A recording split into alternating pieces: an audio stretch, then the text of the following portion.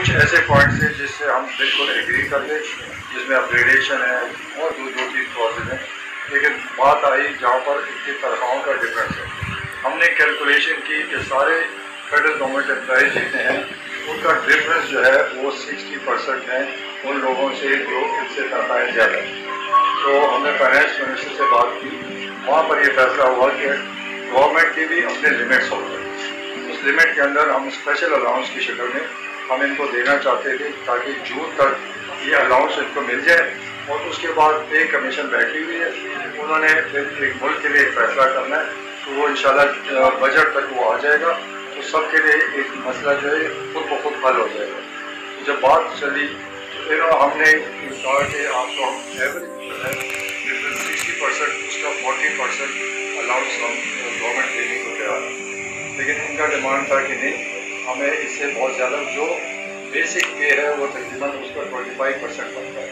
تو ان کا ڈیمانڈ ہے کہ بیسک پے پہ 40%، اس پر بات جا کر ٹھہر گئی ہے۔ تو ابھی بھی ہم چاہتے ہیں کہ ہم ان سے ملیں، بات کریں، اور دوسرا ان کا مرجر ہے، ڈفرینٹ چیزیں ہم اس پہ سب ایگری کر سکیں۔ اور کل تک ہمیں انہوں نے ایک گریڈ سے لے کر 16 گریڈ تک بات کی، کل انہوں نے اچانک 22 گریڈ تک بات کی کہ 22 گریڈ کی سب کی تنخواہیں بڑھا دی، تو وہ بھی اس میں کیلکولیشن جاری ہے، ہم بات کرنے کو تیار ہیں کہ گورنمنٹ کی اپنی لمٹس ہوتی ہیں، اور اس وقت ملکی حالات ہے، خزانے کے حالات ہیں، اس کے مطابق جتنا ہو سکتا ہے وفاقی حکومت تیار ہے ان کو دینے کی، لیکن اگر یہ چاہتے ہیں اپنی مرضی کا تو بڑا مشکل ہو جائے گا، تو تھوڑا پھر انتظار کر لیں، جون تک انتظار کر لیں، پے کمیشن کا ڈیسیجن آ جائے گا، وہ پھر سارے ملک پہ امپلیمنٹ ہو جائے گا۔ ٹوٹل یہ ڈسکشن ہوتی رہی، ڈیمانڈ ان کی آتی رہی، ہم ان سے ڈسکشن کرتے رہے، اینڈ آف دا ڈے ہم ایک پرسنٹیج پہ بات رہ گئی ہے، تو ہم نے ان کو ریکویسٹ کی ہے کہ 3-4 مہینے کی بات ہے، پے کمیشن کا رزلٹ آنے دیں، یہ سارے ملک کے لیے فیصلہ ہو جائے گا، یہ اسپیشل الاؤنس گورنمنٹ اپنے طور پہ آپ کو دینے کو تیار ہے، تو سارا جو قصہ ہے یہی ہے، تو ہم تو بات کرنے کو پھر بھی تیار ہیں، ایک لمٹ پہ آ جائیں، جو گورنمنٹ کے لمٹس ہے اس کے اندر ہم ان کو مدد کرنا چاہتے ہیں، گورنمنٹ تیار ہے، تو ہم پھر ان کو ریکویسٹ کرتے ہیں آئے بیٹھے بات کر سکتے ہیں۔ محمد علی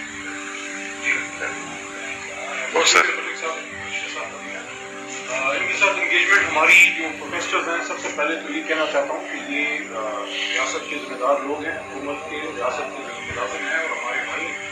اور ان کی تمام مسائل پہ جتنی ان کو ایک فکر و پریشانی ہے اس سے شاید زیادہ اگر نہیں ہے تو کم ہونے بھی نہیں۔ پہلے دن جب ہمارے یہ دوست آئے احتجاج کے لیے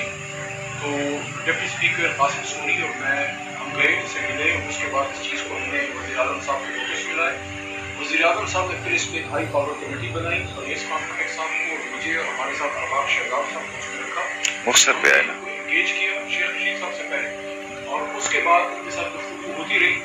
اور بتدریج یہ بات آگے بڑھی ہے، کافی اس میں بیٹھنے کے ساتھ بھی ہوئی،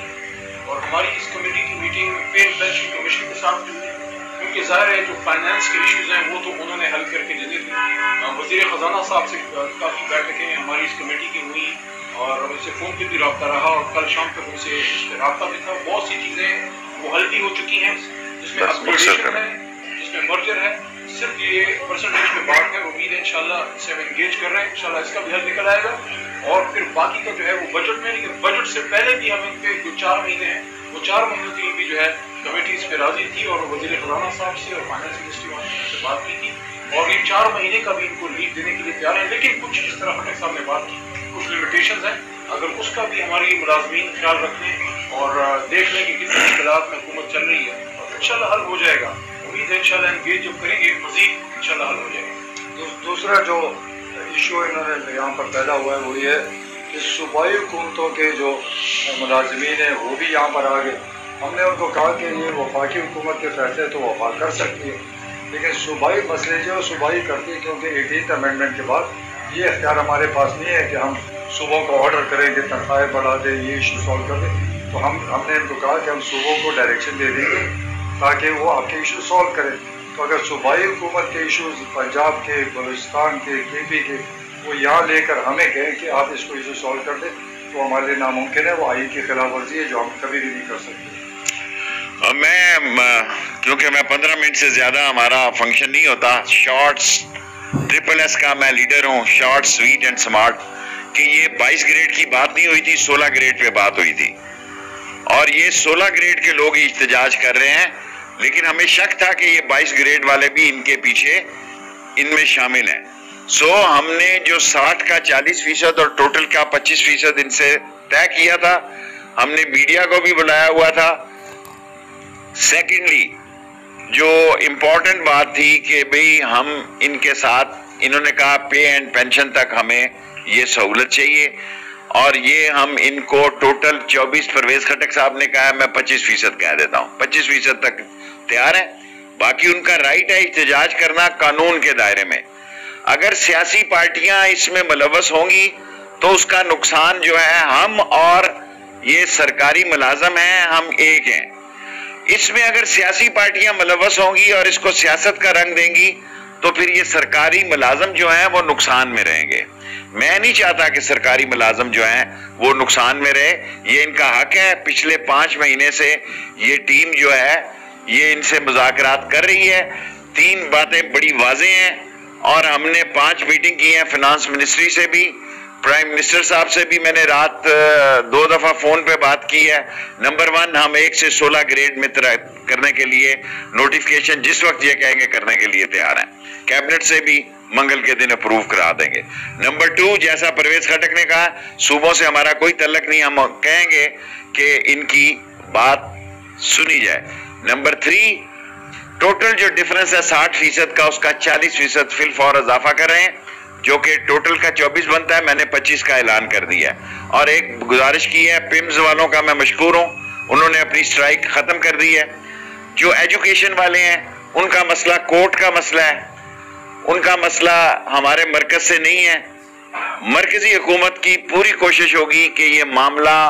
باہمی افہام و تفہیم سے طے ہو، اور اس باہمی افہام و تفہیم سے جو 4 مہینے میں بات چل رہی تھی 1 سے 16 گریڈ کی چل رہی تھی، مجھے امید ہے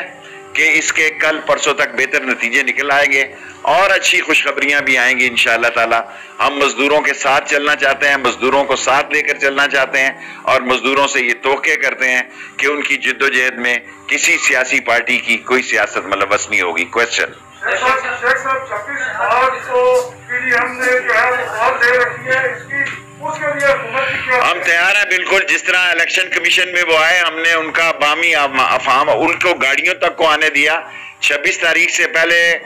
ابھی 26 کو 2 مہینے پڑے ہیں، وہ اپنی پریکٹس کر رہے ہیں مختلف جلسوں کی، اور جتنی پریکٹس کرتے جا رہے ہیں ان کا جو رزلٹ ہے وہ خراب ہوتا جا رہا ہے، لوگ تھک رہے ہیں۔ 26 مارچ کے لیے حکومت کی طرف سے عمران خان صاحب نے مجھے کہا کہ شیخ رشید کوئی رکاوٹ نہیں ڈالیں۔ اعزاز ایک میں اعزاز سید۔ اچھا شیخ صاحب یہ بتائیے کہ پرویز خٹک صاحب آپ بھی اور محمد علی صاحب کہ ابھی کیا چھوٹے چھوٹے سوال کریں، کیا ابھی جو اسلام آباد سیکریٹریٹ یہ بند رہے گا یا اسے کھولنے کے لیے کیا طریقہ کار ہے؟ کیونکہ احتجاج سب سے پہلے ایک بات، دوسری ان کے بندے جو گرفتار ہوئے ہیں، ایک تو رہنما گرفتار ہوئے ہیں، ایک سرکاری ملازم، ان کے لیے ان کے بارے میں بھی ہم سوچ لیں گے، جب بات کسی جگہ پہ پہنچے گی تو یہ بات بھی سن لیں گے۔ جی زاہد، مریم نواز نے بھی اور باقی سیاسی لیڈرز نے بھی اس احتجاج کی حمایت کی، آپ کیا کہیں؟ دیکھیں میں سمجھتا ہوں کہ اپوزیشن پارٹیاں ایسے بیان دیتی رہتی ہیں، کوئی بات نہیں ہے، یہ ان کا فرض ہے، یہ سرکاری ملازم ہے، رولز جو ہیں نہ مریم صاحبہ پہ لاگو ہوتے ہیں، نہ فضل الرحمان صاحب کی بھی کل میں نے بات سنی ہے، ان کی کال بھی سنی ہے، نہ ان پہ لاگو ہوتے ہیں۔ جو سرکاری ملازم ہے وہ رول کی زد میں آتا ہے، اور رول کی زد میں اگر وہ رول کی زد سے باہر کھیلتا ہے تو اس کی نوکری بھی اس کی زد میں آتی ہے اور اس کے سارے معاملات بھی آتے ہیں۔ اپنے حقوق کے لیے سرکاری ملازمین لڑیں، یہ قابل احترام ہے۔ جب اس میں سیاست ملوث ہوئی تو پھر نقصان سرکاری ملازمین کا ہوگا۔ دیا نا صاحب یہ بتائیے گا کہ عبید اللہ معیار نے یہ آپ پر الزام لگایا ہے کہ آپ نے کہا تھا کہ پیسے لیں اور پیپلز پارٹی کو ووٹ بیچیں، اس میں کتنی حقیقت ہے؟ یہ بڑے مزے کی بات ہے کہ ووٹ بھی ہمارے بکے، 17 ووٹ ہمارے بکے، ہم نے ان کو پارٹی سے نکالا، اور عبید اللہ معیار کہتا ہے کہ ہم نے اس کو پیسے دیے۔ تو اگر ہم میں اس کو پیسے دیتا تو ووٹ کہیں اور آپ نے کہا تھا کہ پیسے لیں، میں نے کبھی نہیں کہا، نہ میں کہوں گا، کیونکہ ہمارے اپنے پی ٹی آئی کے ووٹرز تھے، میں نے کبھی نہیں کہا یہ ووٹ جہاں بکے، اور نہ وہ اسپیکروں سے ٹوٹل جھوٹ ہے۔ اسلام آباد میں گھر ہے، جب چاہے ہم آپ کو بتا دیں گے۔ میں بالکل موجود نہیں تھا وہاں، ان کا پارلیمانی لیڈر محمد علی ایم پی اے वो मोहम्मद अली शाह वहाँ मौजूद थे, वो आइडेंटिफाई कर रहे थे और उनके थ्रू सारा मामला हुआ था। मुझे तो पता नहीं। लास्ट 3 क्वेश्चन, 15 मिनट पूरे होने वाले हैं। 17 तारीख को साद रिजवी ने कॉल दे रखी है इस्लामाबाद आने की, इस सिलसिले में कोई मुलाकात? साद रिजवी साहब तारीख लब्बैक वाले हमारे काबिल एहतराम हैं, हम खत्म नबूवत के सिपाही हैं, हम नमाउस रसालत के परवाने हैं। कोशिश करेंगे कि उनसे हमारी दरख्वास्त हो, लेकिन अभी तक हमारा उनसे कोई साद रिजवी साहब से हमारा कोई राब्ता नहीं हुआ है। जी, पिछले दिनों श्रीनगर हाईवे पे 4 लोगों की जान गई, तो क्या उनको इंसाफ मिलेगा? मिलना चाहिए, उनको लाजमी इंसाफ मिलना चाहिए, और ये कैबिनेट लेवल तक बात गई है कि उनको नुकसान मिलना, उनको इंसाफ मिलना चाहिए। Last question,